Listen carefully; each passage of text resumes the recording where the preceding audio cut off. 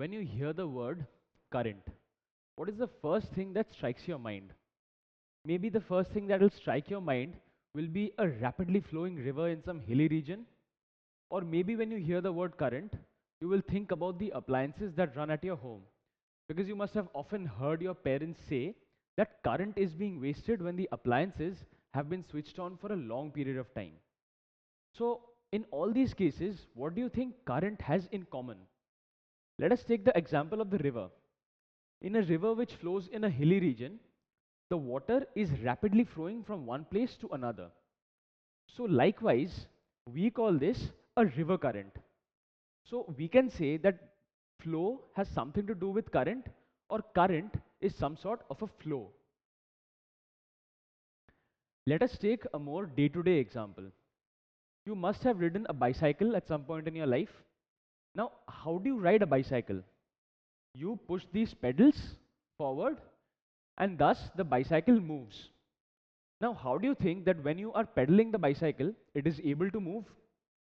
If you look closely at this picture, you will find that it is attached to two pulleys over a chain.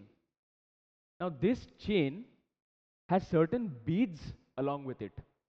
You will find that when these beads move in the forward direction due to pedaling, the bicycle moves along in the forward direction. So a similar thing happens in case of current as well. Whenever electrons move in a direction, current flows as well. So we consider two oppositely charged bodies. We consider a negatively charged body that has an excess of electrons, and we consider a positively charged body which has a deficiency of electrons. And now we connect these two bodies. So when we connect these two bodies, what do you think will happen? Since the negatively charged body has an excess of electrons, these electrons will be attracted towards the positively charged body. So electrons will flow from the negatively charged body to the positively charged body. And this is the direction of flow of electrons. Conventionally, it is considered that the direction of flow of electrons is opposite to that of the direction of flow of conventional current. So in this case, we can see that electrons are flowing in this direction and current is flowing in this direction.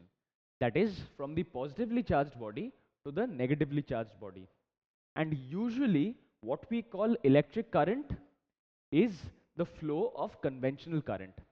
So in this case, if we have to say in which direction current is flowing, we will say that current is flowing in this direction. So we found that when electrons are flowing, there is a presence of electric current. However, when electrons are not flowing, there is no electric current present.